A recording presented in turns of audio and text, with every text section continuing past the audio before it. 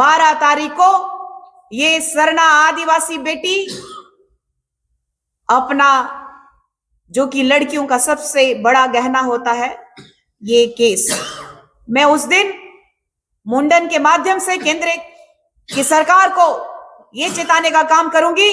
कि आज झारखंड में आदिवासियों की अस्मिता पर प्रश्न चिन्ह इन धर्मांतरित ईसाइयों के द्वारा लगातार किया जा रहा है। हमारे अस्तित्व को मिटाने के लिए, हमारे आरक्षण को लगातार ये उपयोग कर, अपना विकास कर इस झारखंड की माटी को बेचने का काम कर रहे हैं। और मैं इस झारखंड राज्य में धर्मांतरण बिल लागू किया गया और लगातार इस झारखंड राज्य में धर्मांतरण को लेकर के काफी विवाद उत्पन्न हो चुके हैं, जो कि आपके पास में अखबार के माध्यम से, सोशल मीडिया के माध्यम से देखने को मिल रहा है कि किस तरीके से मिशनरियों के द्वारा एक मिशन चलाया जा रहा है। इस झारखंड राज्य में CNTSPT एक्ट का किस तरीके से उल्लंघन किया जा रहा है, हमारे आदिवासी शरणा स्थल में किस तरीके से इन लोगों का कब्जा किया जा रहा है, हमारे लोगों को बहला करके, फुसला करके, चंगाई के नाम से, स्वास्थ्य के नाम से। आपने सुना अभी केंद्र के अध्यक्ष, जो केंद्रीय सरना समिति के अध्यक्ष बड़े भाई फूलचंद तिर्की जी ने बताया कि जो बहरे हैं उनको ठीक किया जाता है, जो बोल नहीं पाते हैं उनको ठीक किया जाता है, जो लोग अस्वस्थ हैं उनको ठीक किया जाता है। तो हमारे भारत देश में ही नहीं, हमारे झारखंड में ही नहीं, ये विश्व में फिर अस्पताल क्यों बनाया गया? हॉस्पिटल्स नहीं होना चाहिए था। लोगों को ठगा जा रहा है, गुमराह किया जा रहा है। और ऐसे में आदिवासी समुदाय जो अग्रिम पंक्ति पे होना चाहिए, इस भारत के संविधान का सम्मान लगातार किया है, लेकिन संविधान ने लगातार आदिवासी समुदाय को दरकिनार करने का काम किया है। इस आने वाले जनगणना से पहले हम लोगों का मांग है कि डिलिस्टिंग हो, और डिलिस्टिंग का मुद्दा बहुत ही गहराया हुआ है। हमारे केंद्रीय सरना समिति का गठन जिन्होंने किया था, इस भारत में जब भी आदिवासी अस्मिता की जब बात आती है,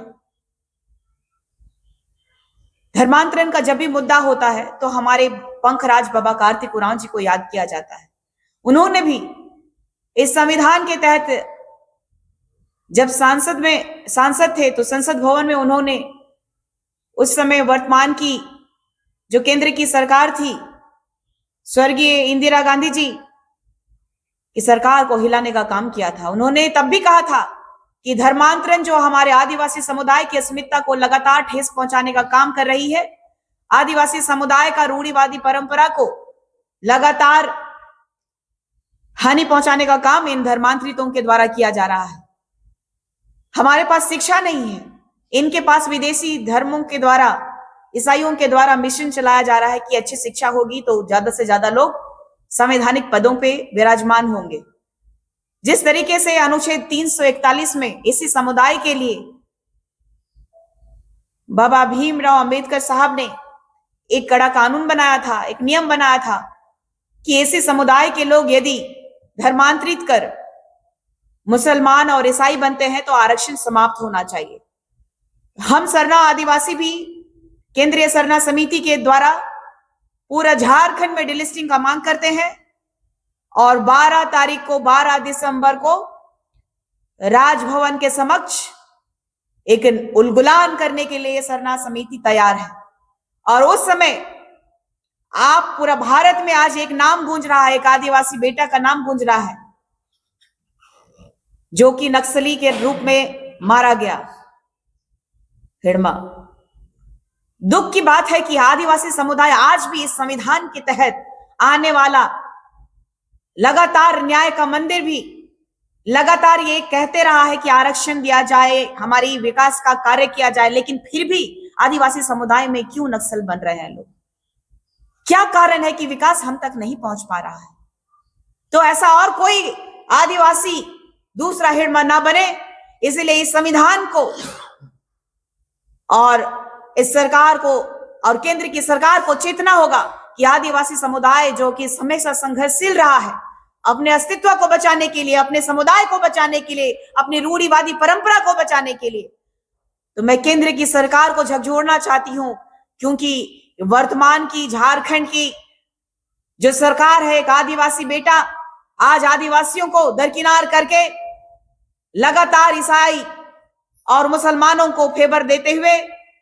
आप देख रहे हैं कि आदिवासी रूढ़िवादी परंपरा को मानने वाले लोगों का लगातार ये शोषण कर रहे हैं। तो केंद्र की सरकार को चेताने के लिए 12 तारीख को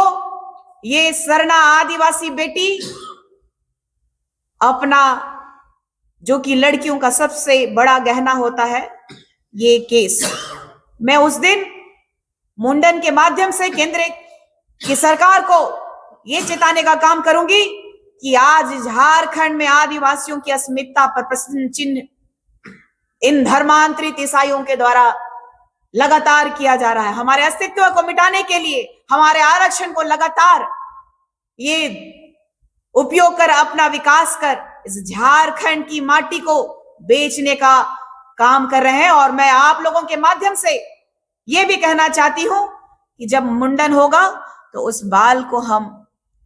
इस देश की राष्ट्रपति महोदया, इस देश के माननीय प्रधानमंत्री, इस राज्य के राज्यपाल महोदय को हम लोग अपने,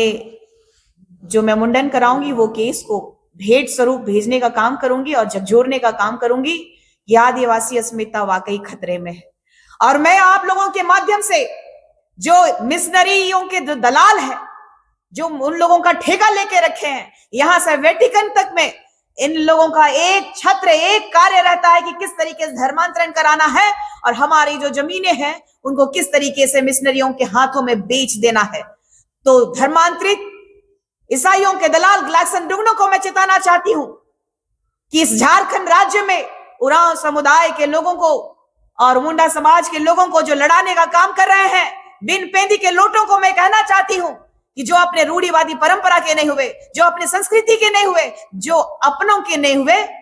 वो ये विदेशी धर्म के तलवा चाटने के लिए लगातार हमारी आदिवासी अस्मिता पर जो सवाल प्रश्न चिन्ह उठा रहे हैं, इनको संवैधानिक तरीके से जवाब जरूर दिया जाएगा। और केंद्रीय सरना समिति ऐसे ऐसे दलालों को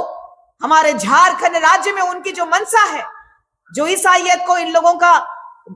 जो वर्चस्व कायम करने का जो यहाँ झारखंड में मंशा चल रही है, इसको हम लोग निस्तनाबूद करने का काम केंद्रीय सरना समिति के द्वारा करेंगे। धन्यवाद। जोहार।